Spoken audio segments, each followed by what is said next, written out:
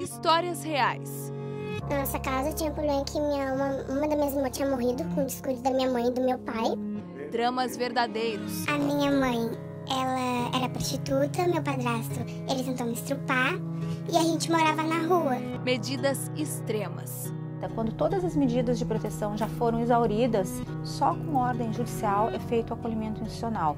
Uma vida marcada de incertezas. Por onde que a gente vai quando a gente faz 18 anos?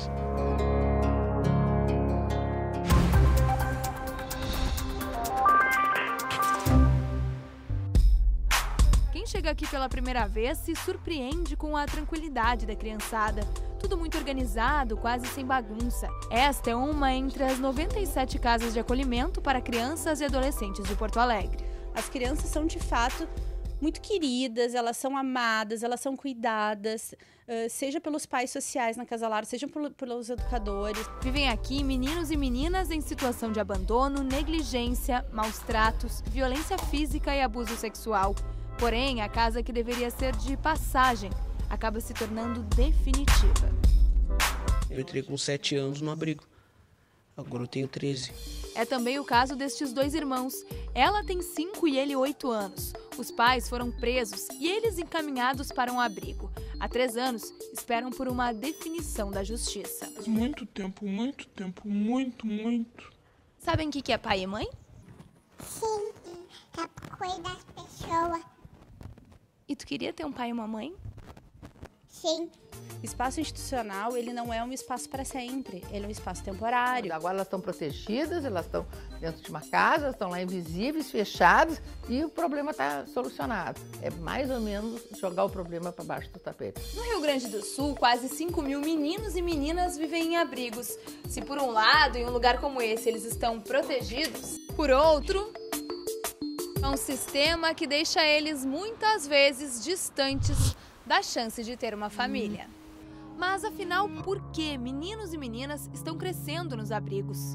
O que dificulta é o excesso de prazo que a justiça gasta na tentativa de fazer com que a criança fique junto à família biológica. Desde 1990, uma lei garante o direito de toda criança e adolescente a ter convívio familiar.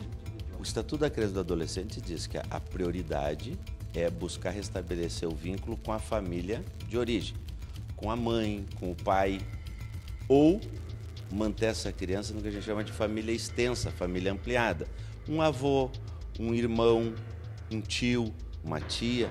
O prazo determinado pelo ECA para a busca da família extensa e, se necessário, a destituição familiar é de 6 meses. Mas a realidade é bem diferente. Eu percebo que a gente tem dentro do sistema judiciário uma demora muito grande na destituição, que pode levar até 4 anos. E o tempo que passa devagar no tribunal voa para eles. Quanto mais velhos, mais difícil de serem adotados. E completar 18 anos no abrigo pode ser ainda mais duro.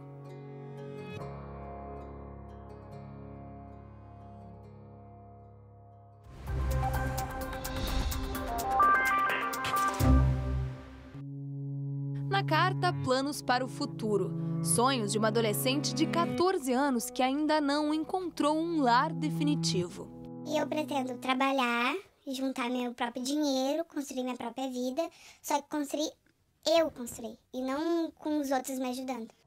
O desejo de construir uma nova história esbarra na burocracia. As ações judiciais não respeitam os prazos. O tempo máximo para viver em um abrigo é de até 2 anos. Mas na prática a realidade é outra. 4.250 processos se acumulam na vara da infância e da juventude da capital. 2 juízes dividem os casos. Há 4 meses era apenas um. E isto, eu tenho certeza, vai ser um elemento fundamental para que a gente possa reduzir essa tramitação e poder definir a situação da criança ou do adolescente num tempo menor.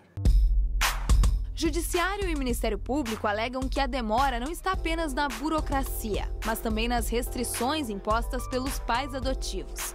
Na maioria dos casos, preferem crianças pequenas e brancas. Existem 97 instituições de acolhimento como esta em Porto Alegre. Todas estão com capacidade máxima, enquanto os abrigos viram lares de meninos e meninas existe uma fila invisível chamada Cadastro Nacional da Adoção. O CNA é o primeiro passo para quem sonha em adotar. Rejane demonstrou interesse. No cadastro de Porto Alegre havia 7 crianças dentro da idade média estipulada por ela e o marido, mas nunca foram chamados. Inicialmente nós colocamos de 0 a 6 anos e meio, né? Daí entramos em dezembro de 2013 e fomos habilitados em julho de 2015. Daí, em dezembro de 2015, nós alteramos para de 0 a 8 anos.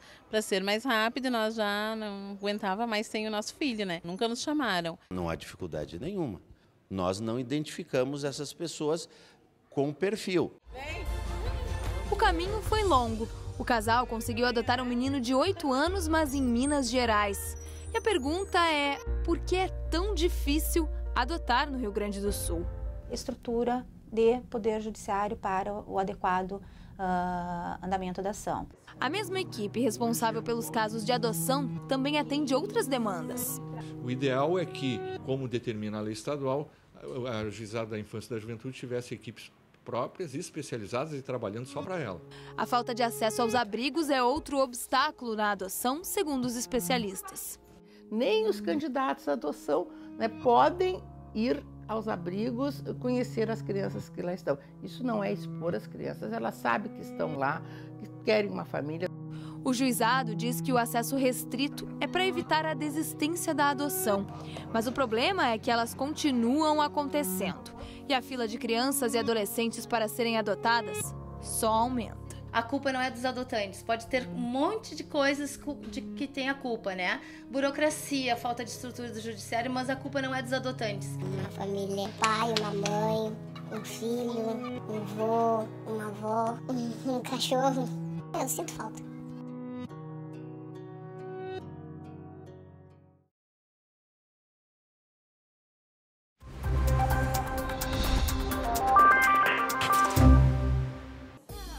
Enquanto crianças e adolescentes crescem dentro de abrigos em Porto Alegre, homens e mulheres aguardam a chance de se tornarem pais e mães. A vontade de ser mãe sempre existiu, né? Estas famílias conseguiram realizar o sonho, mas foi necessário ir até o interior de Minas Gerais para adotar os filhos, irmãos de 6, 8 e 10 anos. A gente participa de um grupo que é da Busca Ativa, que é para crianças acima de 5 anos que tem menos oportunidade, né, de serem adotadas. Iniciativas como a de Rosi ajudam a diminuir o tempo de espera. Ela procura pais para crianças que não conseguem ser adotadas. São de crianças maiores, grupos de irmãos, interraciais e alguns até com problemas sérios de saúde. Então são assim os ditos inadotáveis, né? Que para mim essa palavra não existe. Não existe criança inadotável, existe sim pais não encontrados. Desde 2009, a Busca Ativa possibilitou 89 adoções e nenhuma devolução. São novas famílias que surgem, constroem relações e criam laços de amor. Foi amor à primeira vista, tanto por parte nossa quanto por parte dele também, né? Um filho de 8 anos te chamar de pai, demais, é inexplicável. Se a espera por uma criança no Rio Grande do Sul é longa, Farroupilha na Serra Gaúcha dá exemplo. Um trabalho de referência. A cidade tem uma rede de proteção à criança, que começa com o acompanhamento das famílias desde a gravidez. Desde lá da unidade básica de saúde que acompanha a gestante, que se necessário faz as denúncias.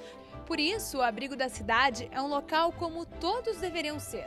Uma casa temporária. A criança ou adolescente fica aqui por no máximo 7 meses. E a última vez que um jovem saiu apenas ao completar a maioridade, já faz mais de 3 anos. Tendo assim que eu estou dentro daquilo que estabelece o Estatuto da Criança e do Adolescente, dentro daquilo que estabelece a Constituição Federal, que se deve dar prioridade absoluta a esses processos. Assim, a meu ver, o tempo da criança e do adolescente ele é exíguo, ele é curto. O caso mais recente de adoção impossível foi da Tayane. Ela aceitou a proposta feita pelo juiz da cidade para contar sua história. O vídeo foi compartilhado entre pretendentes habilitados e a jovem de 15 anos ganhou uma nova casa e uma nova família. Aí com a minha família nova eu quero um pai e uma mãe que me entenda, que quando eu estiver triste eles estão junto comigo. E vai ser, né? A gente acredita. método escolhido por este juiz do Recife foi questionado. Que aí o Estatuto diz que ela é um sujeito de direitos, ela é protagonista social, protagonista da sua própria vida. E se ela está esquecida no abrigo, ela não pode ser sujeito de direitos nem protagonista. Então ela precisa ter uma voz, precisa ter um rosto e um desejo, dizer o que ela quer. Eu quero ser adotado. Burocracia, falta de estrutura ou ineficiência.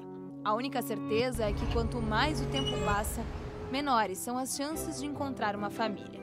E poder contar histórias com um final feliz, como a de André. Essa questão de ter o sangue da família ou não ter o sangue da família não faz a mínima diferença, né? A gente precisa realmente de alguém que te acolhe, que está junto contigo o tempo todo e que faça a diferença, né?